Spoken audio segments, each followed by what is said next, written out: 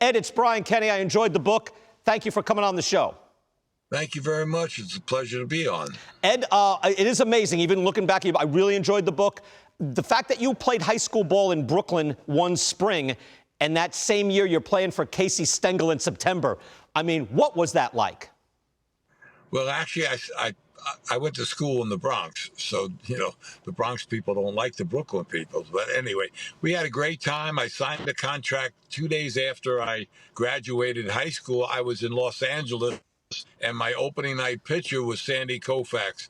He only strikes out 13 and pitches a no-hitter, so that was my welcome to the major leagues. Wow. Oh, my mistake. I'm sorry. That's right. You were writing about the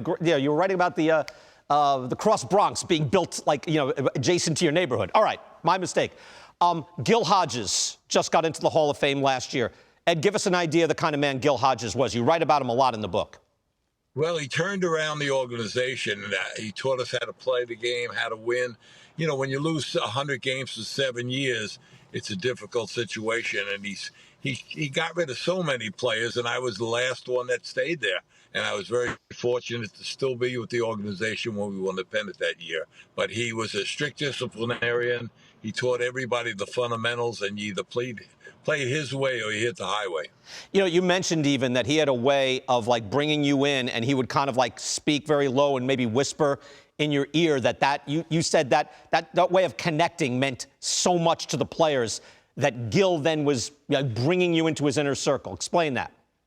Well, I mean, he didn't want to embarrass players. He'd let you make mistakes. He'd let you do the talking, and you started telling them exactly what happened, and of course you learned from that. And he didn't disrespect you. He respected you all the time, and we got things done. And we had one set of rules for 25 players, not like today's players, where there's all kinds of rules, and you got to deal with the agents, etc. Mm-hmm. It was tough. He was a tough guy, but a good manager. Ed, you write about a story I didn't know. I've heard about, obviously the Tug McGraw thing in 1973, 73 Mets that beat the Big Red Machine, went 7 with the A's in the World Series. But tell us the story about Tug McGraw with M. Donald Grant, club president, right? And he's giving a speech, and Tug was there. So give us that story of Tug and what was understood and not understood. Well, there was a motivational speech by Donald Grant. We had a lot of injuries that year. This is around June, July, and he came in to talk to the ball club and say, be positive, keep going. You're getting better. We have players added to the club every day. And when he was doing that, Tug started to rant and rave, in the corner of the dugout. And Grant looked over there and said, what the hell's going on? But he kept talking, and then all of a sudden he quit. And I said to Tug, who was my roommate, and I was also the player rep, you better discuss this with Donald Grant. He thinks you were mocking him and making fun of him. I said, something's going to happen, Tug, and it might not be too good for you. You better talk to him. So we caught him before he left the clubhouse. I explained to him, I said, this is my roommate, Tug McGraw. He wasn't trying to embarrass you, Donald. He was just talking positive with you. And when Tug told him what he was doing, then he was excited, Donald Grant. He liked what he said, but for the minute he was going to get Tug before he left the ballpark that night, I think Tug would have been traded. Oh, my God. That's hilarious. Again, if you knew Tug, right, Tug was being Tug, and nobody's quite ready for that. Ed, give us something, late 70s, trading Tom Seaver, the bleak years after the glory years. Give us something on that and what it was like as the Yankees started to ascend and all those glorious Mets years became something else. Well, the Mets, certainly were having a tough time from spring training when Tom signed a 3-year contract and tried to renegotiate it.